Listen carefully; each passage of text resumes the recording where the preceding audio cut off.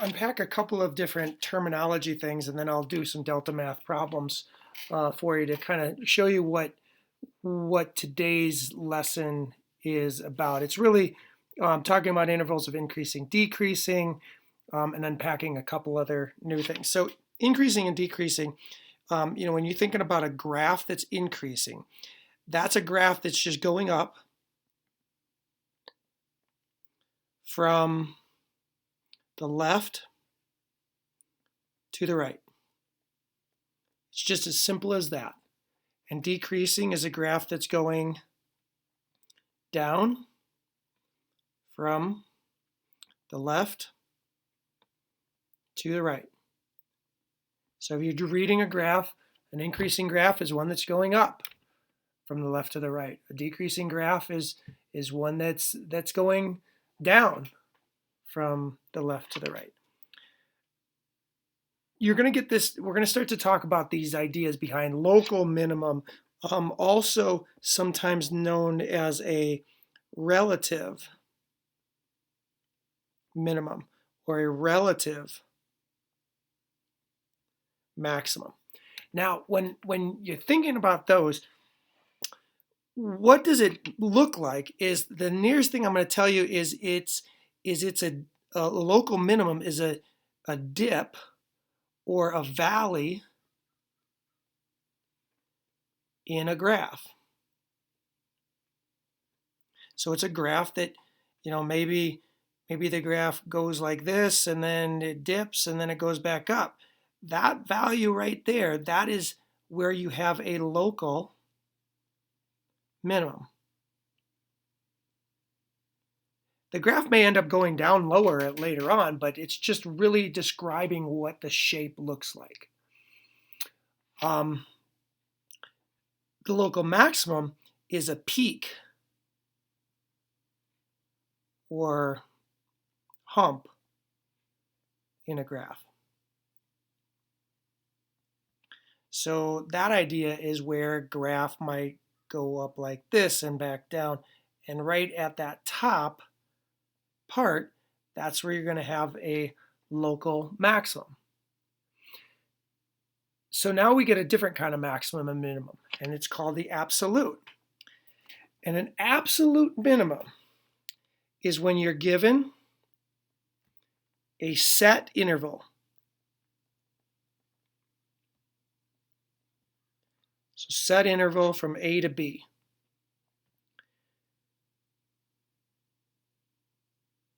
Absolute minimum is the smallest y value on the interval. Okay? Oftentimes when we're dealing with local minimums and local maximums, usually they're going to ask you for an x value. Where does it occur? For absolute minimums and absolute maximums is if you're given a set interval. So you're given a starting place to look at x equals a and an ending place to look at x equals b. An absolute maximum is the largest y value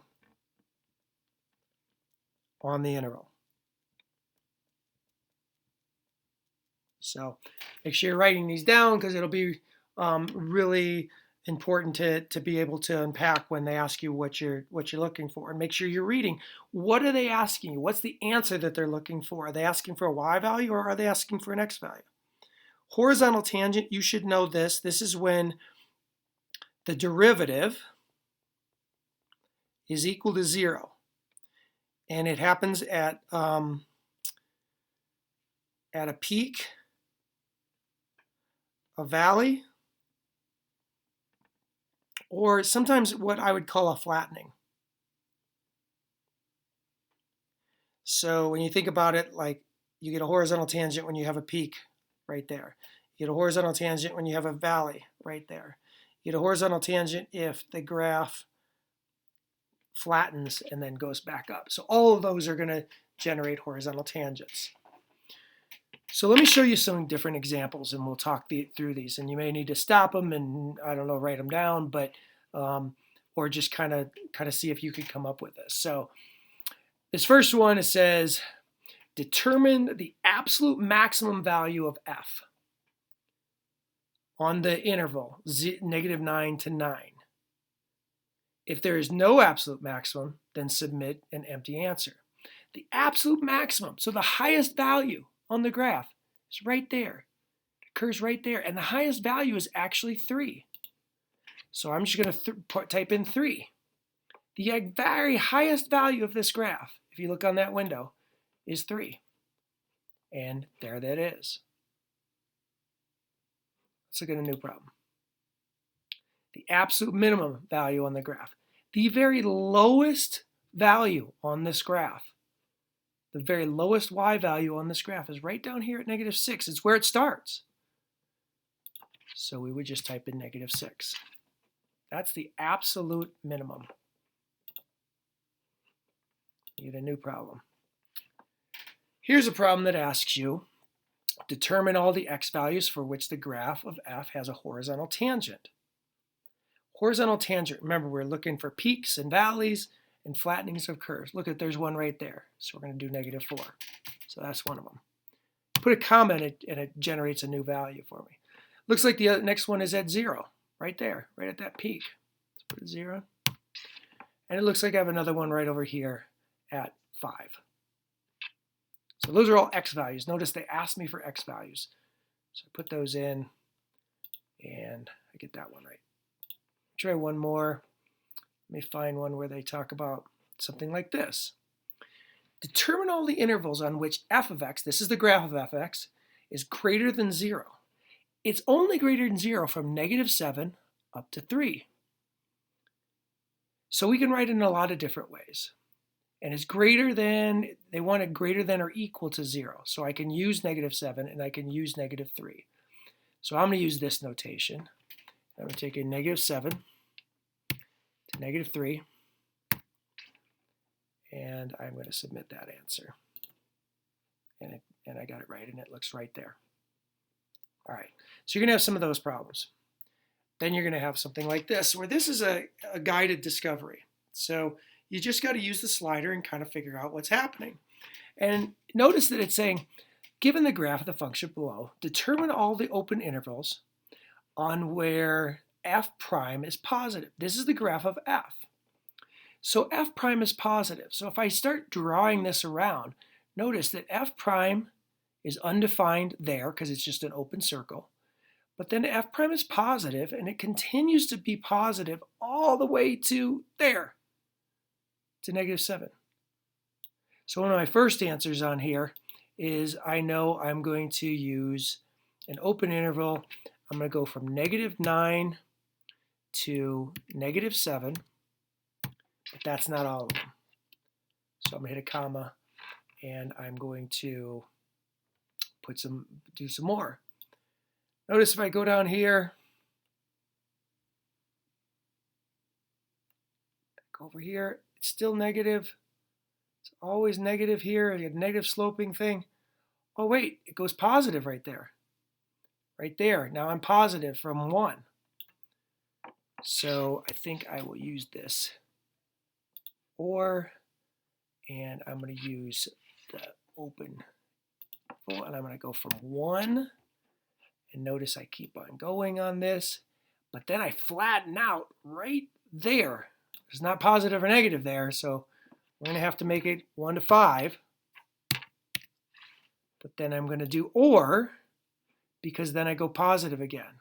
Then the derivative goes positive again. It's right over here.